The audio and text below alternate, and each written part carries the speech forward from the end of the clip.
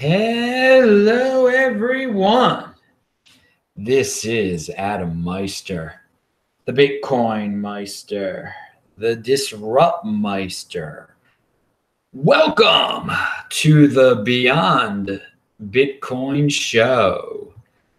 Today is Cinco de Mayo, May the 5th, 2018. Strong hand.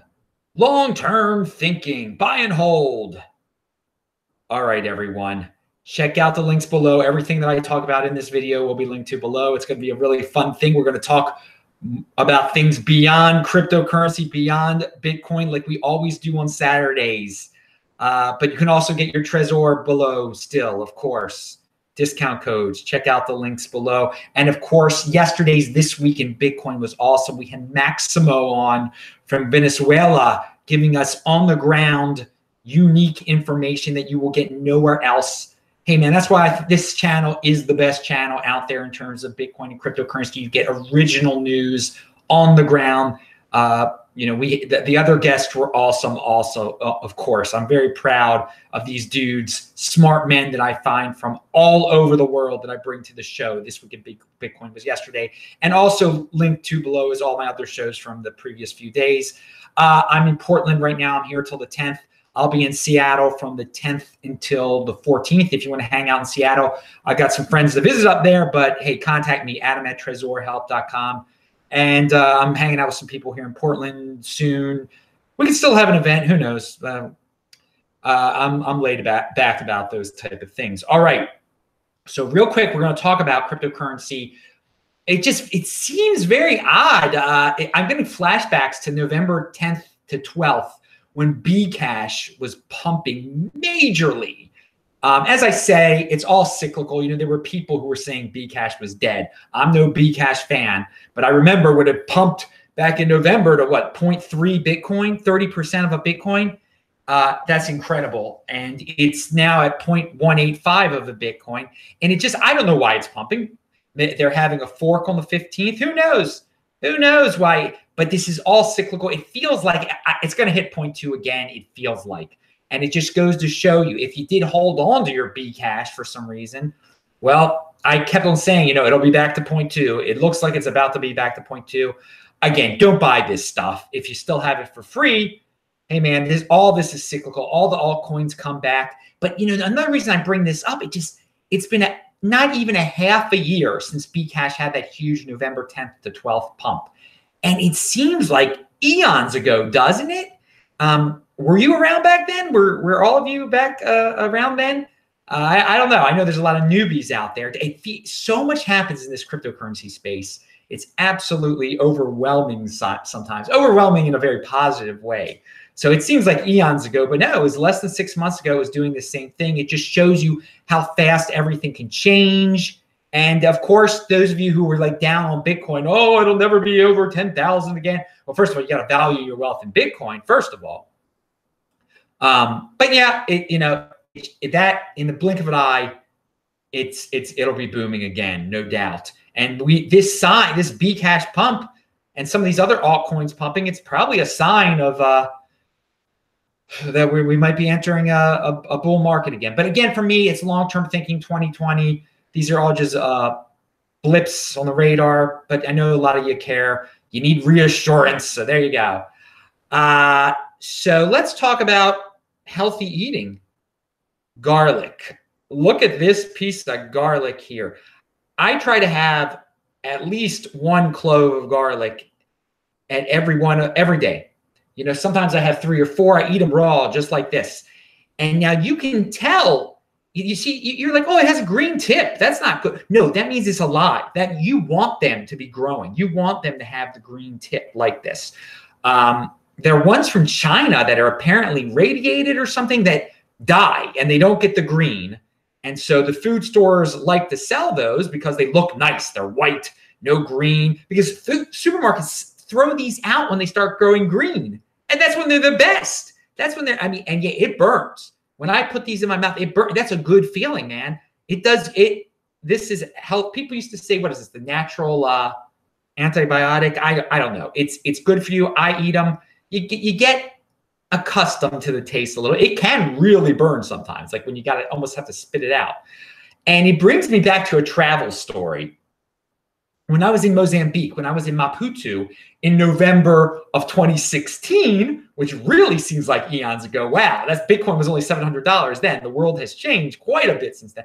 But when I was in Maputo, I was at the supermarket, and Mozambique should be one of the bread baskets of this planet, okay?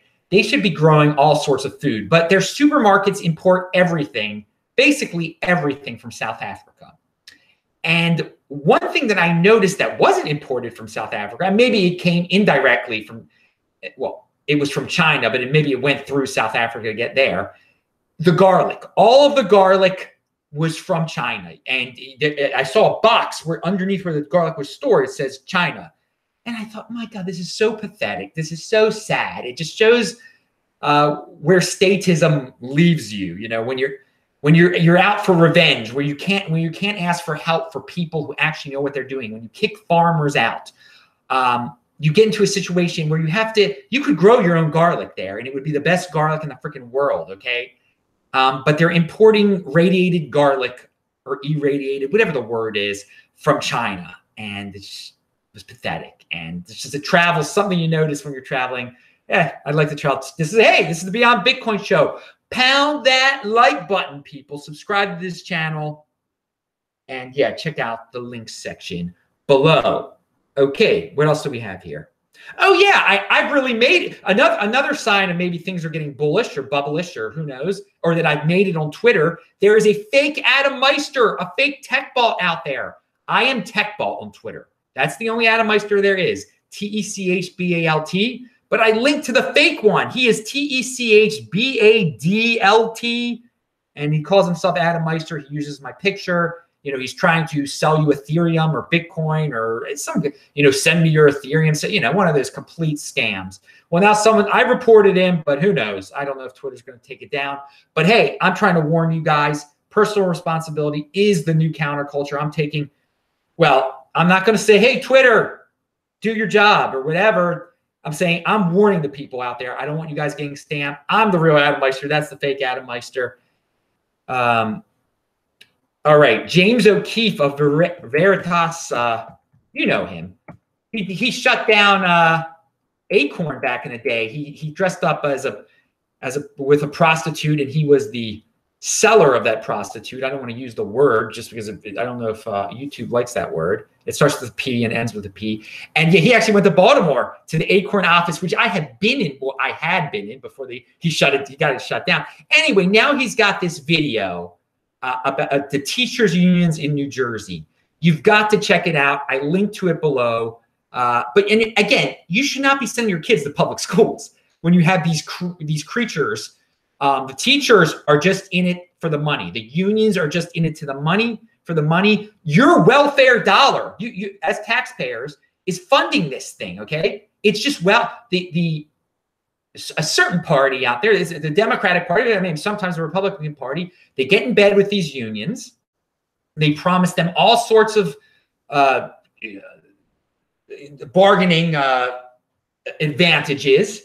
It's completely ridiculous. And they help fund the politicians' campaigns. They wouldn't fund these politicians' campaigns if they weren't getting something in return. And it's just the unions. People complain like, oh, Goldman Sachs is funding this person. Goldman Sachs owns this person. Well, these unions are ridiculous. Look what these unions are doing. Watch these videos. They're corrupt. Do not be part of a public union. Please don't even work for a public institution, for God's sakes. You're just adding to you're part of the welfare dollar. You're part of the 80% that way. You're not part of Bitcoin, which is outside of the welfare dollar ecosystem. But hey, as long as these unions are flourishing, and hey, people are happy to send their kids to these public schools for some reason. They like the indoctrination, I guess, or they don't understand that you're being put. I mean, not only are you being taught by monstrous people some of the times who only care about their salary, and obviously teaching can be a hard job, but it's not the hardest job in the world. And it's, they make themselves out to be the heroes of the world. Some of these kids are, you don't want your kids to be with these vicious kids, okay? Or with some of these egotistical teachers. Now, there are good teachers out there too. If you really want to be a teacher, just be an entrepreneur. Start your own teaching business online. You don't have to get stuck in this public school paradigm where you have to swim with these dirty, dirty people. And so the kids that are being sent there now their parents are irresponsible, have no personal responsibility. Do you want your kids to be around kids that are just monstrous, who have no fathers, who again are running wild, are part of a welfare scheme sometimes for some mom to just get a bigger welfare payment? I know it sounds really bad, and it is really bad. So James O'Keefe exposes the union side of the public school system. But again, and then people are like, oh, how could there be shootings? I sent my kid to a school where they shoot. Don't send your kids to public schools. Personal responsibility, people. I know it sounds brutal. Again, they're on their side. Well, we're going to talk about oversimplification in a second. Because if you don't send your kids to public school, you're racist. No, just say, I care about my kids. Okay? I don't want them to be monsters. You're oversimplifying everything. I care about safety. The oversimplification is a form of peer pressure, and it's to make you feel guilt. Like, oh, I can't be racist, or I can't hate teachers. I can't dislike teachers, because teachers are all angels.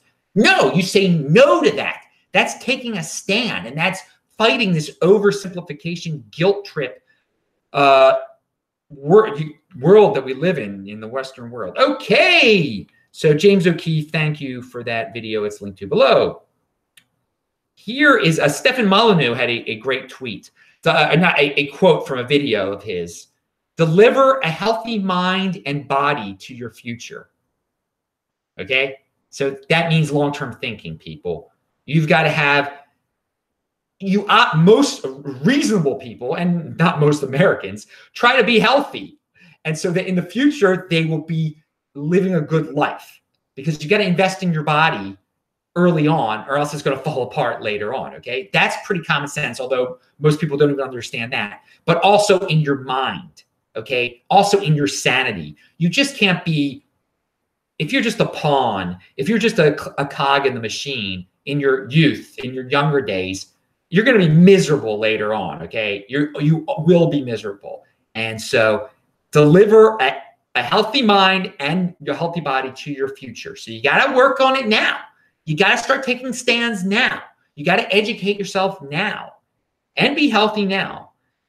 And another thing, and this is a take on one of his sayings, conformity in the present is invisibility in the future. If you conform now, no one's going to know who you are in the future.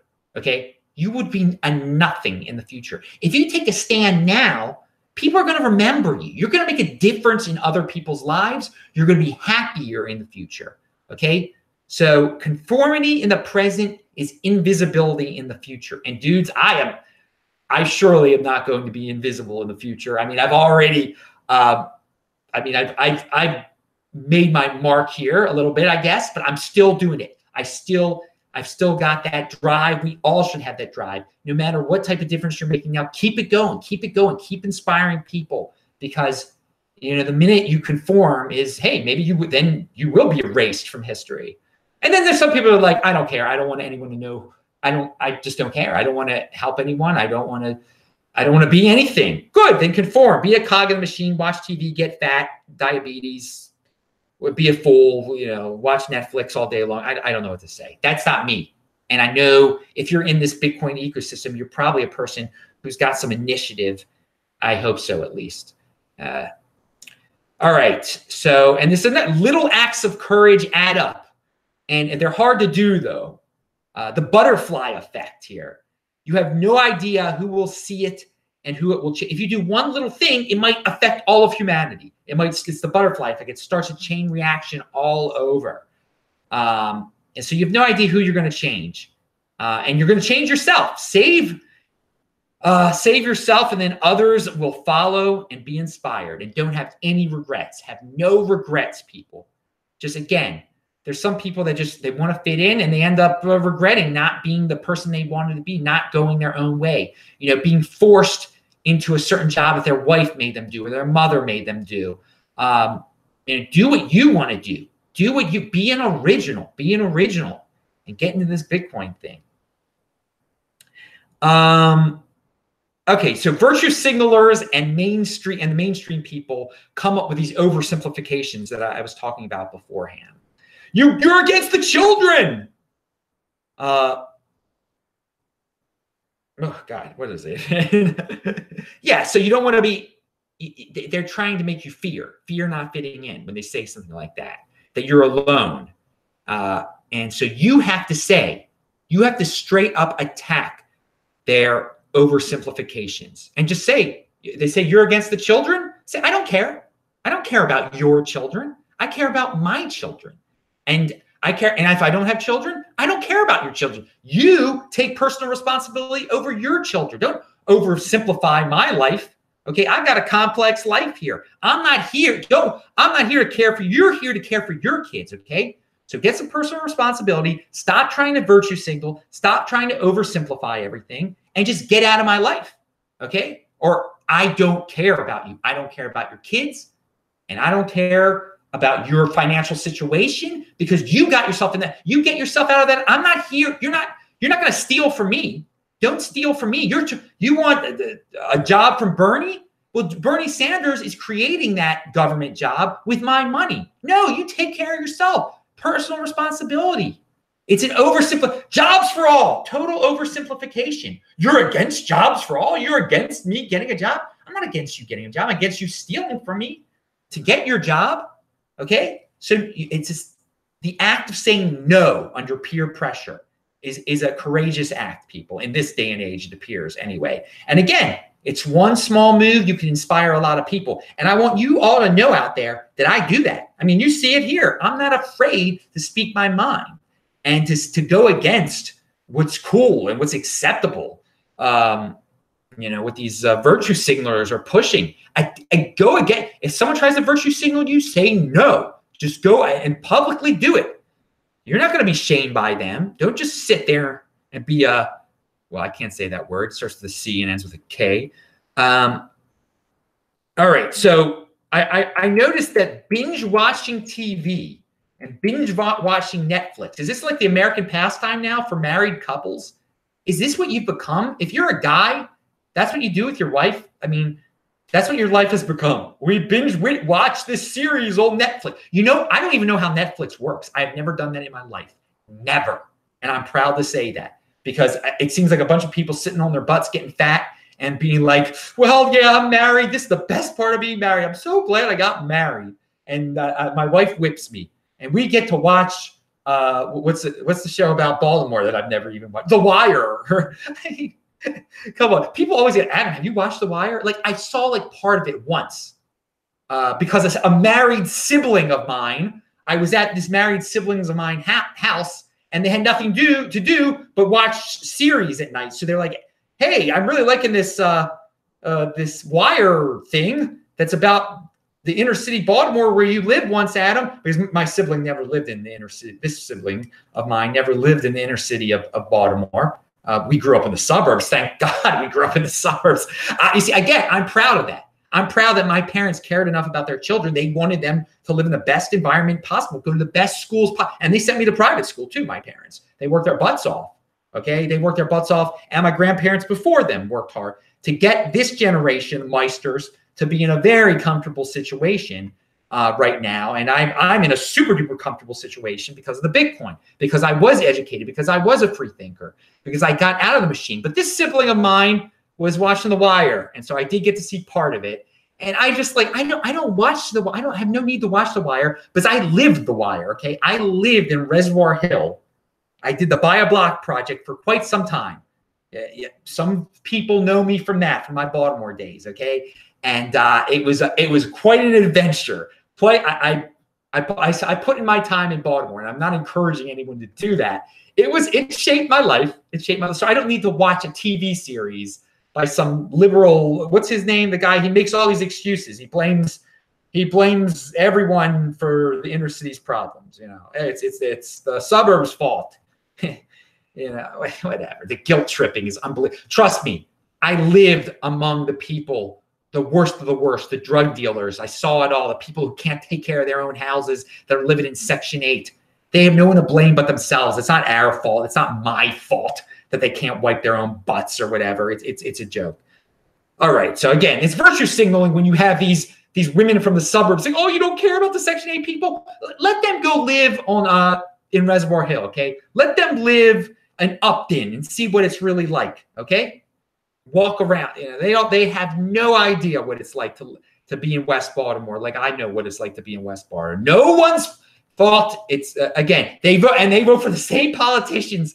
Literally, they vote for politicians who have mental illness. There's one in the 40th district of Baltimore who's mentally ill. He literally is mentally ill, and they vote for him over and over again because he has the same name as his father. Ooh, who could I be talking about? Anyway, pound that like button, people. But again, they don't value that. They put all of their hopes into their politicians, which is a joke. They have no personal responsibility. So few of the people living in the ghetto have any personal responsibility whatsoever. Oh, why didn't you take care of this for us, Elijah Cummings? Why don't you do this? Or Mayor Rollins Blake or Mayor Pugh? They're the ones that solve my problem. Mayor Pugh is going to solve my problems. Yeah, she's going to solve your problems, really. She came to solve her own problems. But I mean, that's the mentality you get. But then it's the people in the suburbs' fault. We should tax the people in the suburbs so that we can have a nice rec center. And look, a rec center is going to solve the problem that you can't take care of yourself or your kids. I went off. I wasn't even supposed to talk. I was talking about binge watching and marriage culture there. All right, travel tip. This is a travel tip. You can't usually get the internet on an airline, on the airplane, unless you pay. Well, this is what you do. When you're in the airport, you have your free Wi-Fi. Before you get on that plane, you open up as many browser tabs as possible with all the stuff you want to read on the plane. I just did that, actually, from Denver to Portland. And I was reading about Bitcoin stuff. I was reading tweets. You know, I opened a whole tweet thread. I got so much done on the plane. So there's your travel tip. When you're in the airport, open up as many when you're on the internet, open up as many tabs on your browser as possible, stuff you want to read, and then you keep it open on your laptop. Open it up on the plane without the internet on. It's still open. All the stuff is still there. You read it. It's great. And speaking about standing for something, I have mentioned this before in other videos. There are content creators who just erase stuff. I have never erased any of my videos. I don't erase troll comments either. And people are very quick to say, "Oh, you erased my comment." And YouTube can be kind of funky sometimes. You don't see everything right away. I erase spam, but I have never erased any of my videos. You can see videos that were totally sounded horrible. The audio was terrible. I just keep it up there. Or where it went off the air after 1 minute or something like that. I keep it all up there because I'm not – people, they try to hide things. It's just – I don't like those content creators because it's a slippery slope. Well, this video was good. I'll erase this. And then they're like, well, I was wrong about this, so I'll just erase this whole video. No, if there's I have, 900 videos out there. There have been plenty of times I've been wrong about stuff. Watch it. Go check out the archives. It's linked to below. You learn from your mistakes. You should not be hiding. If you're a content creator stuff, you shouldn't be erasing stuff. Usually those are the guys that get into the BitConnect scams of the world, the ones who are proficient erasers. Okay. In bondage to materialism. I have that written down. This country is in bondage, or most 80%ers are in bondage to materialism. Think that over for a second. Don't press the pause button on your life. That's another Molyneux one there. Don't press the pause button on your life, people. Go all out with your life. No need to take a break ever. Keep on going. Keep on trudging along. Keep on, sometimes they're hard. Some things are hard, yeah. But even if you're living a good life, just don't pause it. Keep on trying to do things. Stay in motion. All right, so I preached to you about, eating salmon and eating salmon heads and everything. So yeah, we got to practice what we preach, okay? We practice. I practice what I preach to you. You see him? Look at his eyes. His eyes are going to taste real nice tomorrow. I'm going to eat this boy. I'm going to eat him up tomorrow. Oh, he's going to be good. So this is the healthiest part of the and he's got sharp teeth still. I like the inner, this part, his tongue tastes good. This part below, in here in the cheeks, you get the good meat right here. I can't see what I'm doing. I got something else. Anyway, yeah, I'm going to eat him up tomorrow. It's a salmon head. Completely is the healthiest part. Eat the whole, in the eye. Look, pokey his eyes. You get used to, it's not gross. Oh, you'll be no good tomorrow. All right, thanks, Mr. Salmon. We practice what you preach. I told you eat the salmon head. I'm going to eat that salmon head tomorrow. Another thing, it's so coincidental. I come to Portland, and on their little free paper, well, first of all, on the back of their free paper, it's just advertising marijuana. 80%ers enjoy it. Slow down your lives. This is your 80%. And this is the front is also sort of 80% here.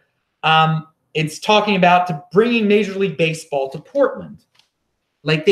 So it's, again, this pressure, to fit into the other cities. To be a real city, we need a baseball team. Now, let me tell you, obviously, Major League Baseball is my favorite sport, to watch. As a young person, I became addicted to it, to the Baltimore Orioles, obviously.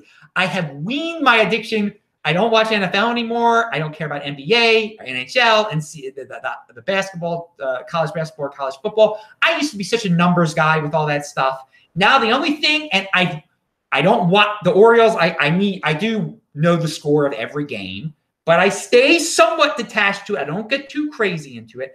But what I'm saying to Portland, you have a beautiful city here, okay? A beautiful city, and it's safe. Baltimore, St. Louis, Cincinnati, all have baseball teams. They're ghettos, okay? They're dangerous. There have been riots in all of those cities or their suburbs. St. Louis had a riot in a suburb since 2001. Is that when Cincinnati had a riot in 2001? All of those cities have had race riots, okay, since the turn of the century, of this century. Baltimore, Cincinnati, and St. Louis in Ferguson. And they all have baseball teams. So, no, you don't need a baseball team, okay? That doesn't make you awesome. You're not gonna have a riot here in Portland. Let me assure you, in a race riot at least. All right, where there's huge ghettos and all sorts of craziness starts happening. Portland is a beautiful city. I would not worry. The Major League Baseball says you need public funding. So the taxpayers need to fund a $1 billion industry. Say no. If they ever want to come to Portland and there's some rich billionaire who wants to pay for everything and it's so profitable, let him do it. Let him bring. You don't need a baseball team. Be a fan of another baseball team, I guess, if you need to be a fan of a baseball team. This is not, when I was a young person, I would encourage a city, you need a baseball team. It's awesome to have a baseball team. But I don't fall into that trap anymore where you don't need to have to follow a team. There are better things in life. You can be productive. Personal responsibility. You don't need to live vicariously through these sports stars and everything. Again, if you're into numbers, if you're into statistics and you like baseball, then cool. Then follow it. Then understand the statistics behind it and become more familiar with numbers so you can be a wealthier person and understand interest and all that stuff. It's, I guess, for real young kids, if they really start getting into numbers, that's cool because they'll be, because of baseball, they'll get into because of following baseball with their, and it's fun to go see a game with your dad or whatever. But again, there's a soccer team here. That's a really wholesome sport. Go in Portland, you already have a soccer team that you got, the taxpayers had to pay for probably. Go take your son there. It's just as good as baseball. Don't worry, it is. But if you want to watch baseball, you watch it on TV or something. I'm sure or on the computer. Don't have a TV. Watch it on YouTube. Watch baseball when it was really great. Watch the 1983 World Series on YouTube. Phillies versus Orioles. Guess who wins? Yeah. Anyway, so yeah, and again, the tax incentives offered to Major League Baseball. No, that's a nice way of saying you're paying for it. Money's being stolen from your kids and from you. So don't mortgage their future to have the Portland Totems come here or whoever they're going to be. And again, if some team wants to move here and some billionaire wants to build a stadium, that's great. But Portland is a lovely place. It's really, I enjoy walking. I'm walking around here at nighttime. I do see there's some really feminized hipsters here though. Whoa! I mean, even more so than Baltimore. and they're eating ice cream in the middle of the night on 23rd Avenue there. I'm near there. I'm like in the hipster central part right now. I'm on 17th Avenue here in Portland. Again, it's a very safe city, but it is kind of funny seeing them eat their unhealthy ice cream and become like chubbier, feminized hipsters and stuff. Yeah, dude, if you don't have a lot of testosterone in you, and you've got a lot of estrogen in you, and you're a guy and you're eating ice cream in the middle of the night, not a good. You're not investing in your future very well there. I'll put it that way. Diabetes is probably your future, or death when you're 40. I don't know. All right, so Fox News. This is what I wanted to mention last week. Delta Airlines. A woman was fined $500, I believe, by the TSA for bringing in an apple that she got on Delta into the country. Now, I have warned people of this before. The border control is insane here. You're not allowed to bring in apples to the United States. Literally, if you got an apple in Canada and crossed the border, you were just in Vancouver, you bought an apple, and you're trying to take a bus to Seattle, you can get in big trouble, okay? And so this woman, when she was flying, she got fined $500. I mean, they searched your bags for apples. They're searching for drugs, probably. And then they find an apple and they're having a bad day, so they find you $5. This is statism here, people. This is, again, I have to deal with this when I'm going country to country, but I accept it and I don't bring apples. I eat my apples beforehand. Again, that's why you want to be in this. You don't want to be part of this state mechanism, okay? Try to extract yourself from the state mechanism as much as possible, okay?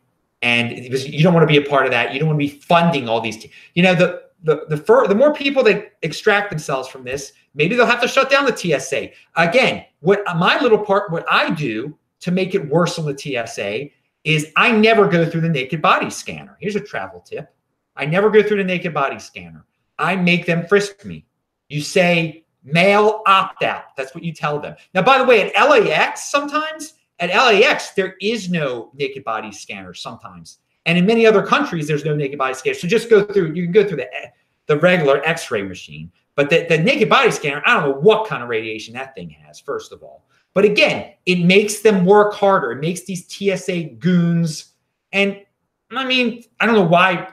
It's the lowest of the low who works for them, basically. But it's part of a bigger mechanism. It shouldn't be this crazy where we're being fined for apples. So yeah, I make those dudes frisk me every single time. And yeah, it's annoying, but at least, the more of us that do that opt out of that naked body scanner, hey, maybe it'll make a difference and make this world a little bit more free.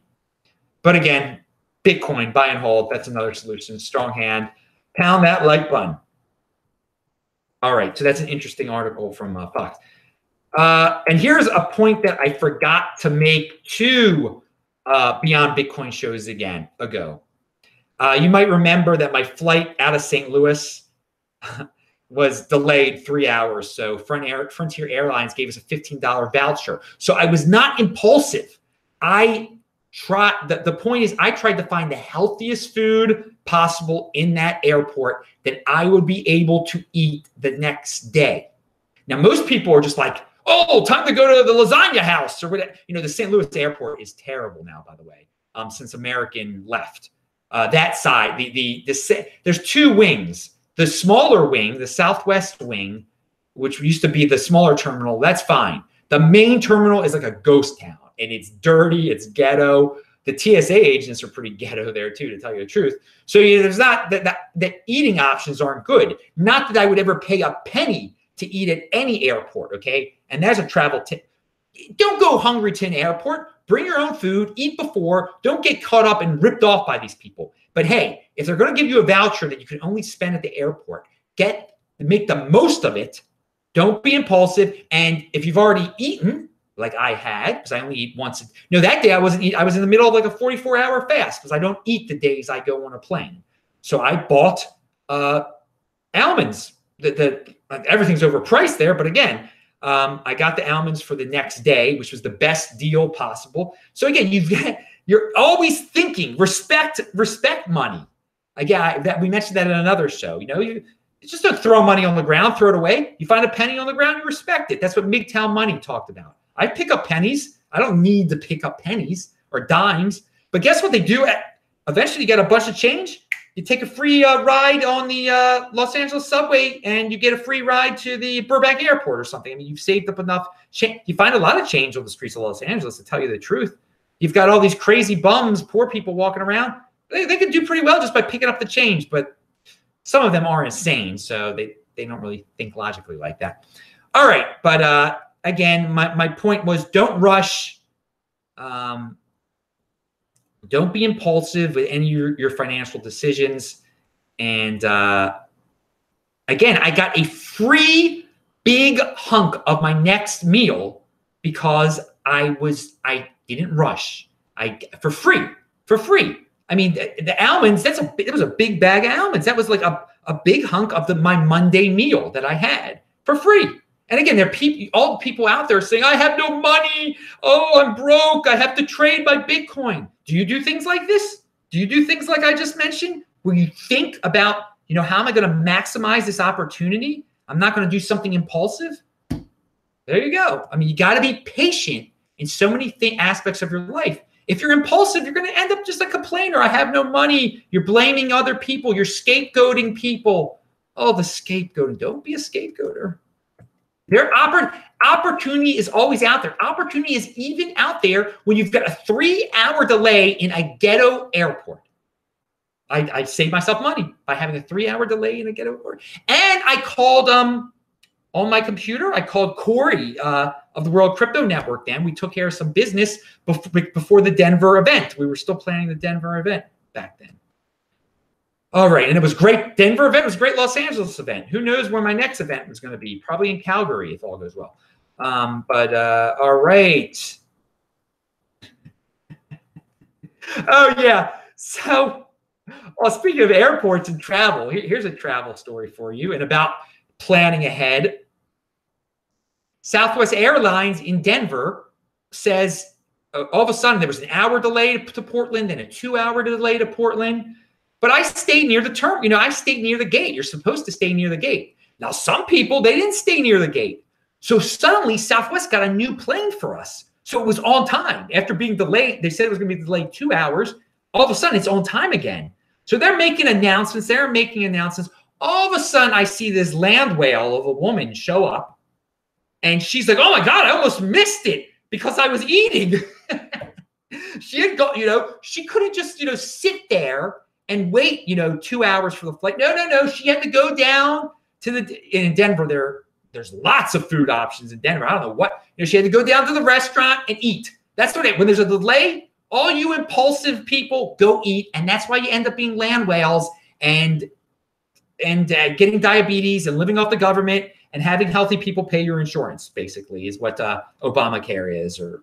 And again, personal responsibility. This woman could have missed her flight because she couldn't do without food for like 30 minutes or something. She had to have a full meal, sit down in the airport of all places. Again, no planning. And again, so you've no one to blame but yourself if you're poor, people. If you're forced to trade your Bitcoin.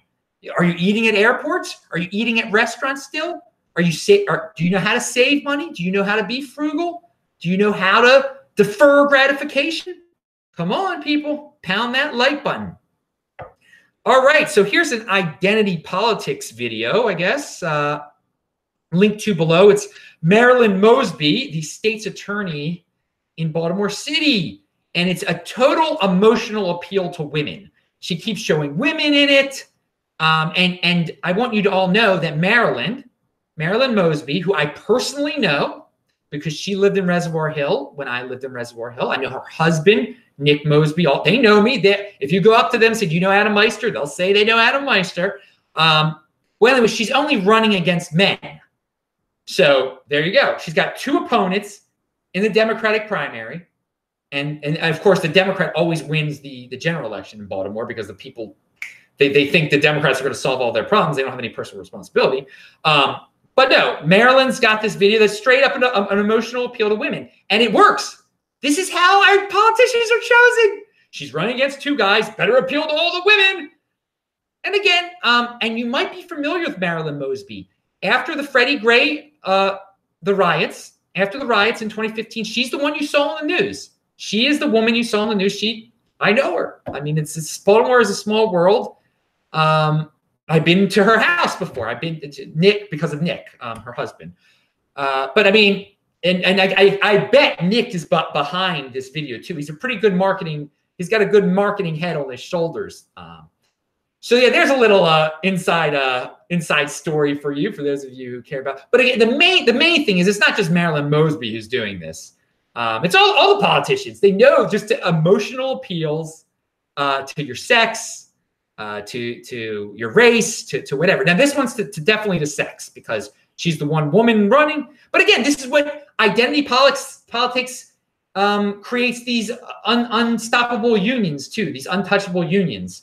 It's all connected. From the James O'Keefe stuff is connected to this stuff also. When you're appealing, I mean, the voters are pretty lowly dudes. A lot of them are just, I mean, it's tyranny. It's, what's it called? Mob rule with a suit on it is democracy. So, all right, I'm Adam Meister. And yeah, I personally know the person that's running, and I'll say what I'm going to say. That's what we were talking about beforehand. You stand up for what you believe in, even if you know the person who's putting out the thing you don't believe in. That's taking a stand, people. That's being real. And I don't know if Marilyn or Nick are going to watch this. They should watch this. They should get into Bitcoin instead of being into politics and all this. And yeah, Nick Mosby is he's in the 40th. He's in the State House of Delegates also now. Actually, he was on City Council when I knew him. Anyway, I'm Adam Meister, the Bitcoin Meister, the Disrupt Meister. Hope you like your little taste of Baltimore, your Beyond Bitcoin show. Pound that like button. I will say hello to you guys in the chat now. Tune back in tomorrow. New show every day. Bye.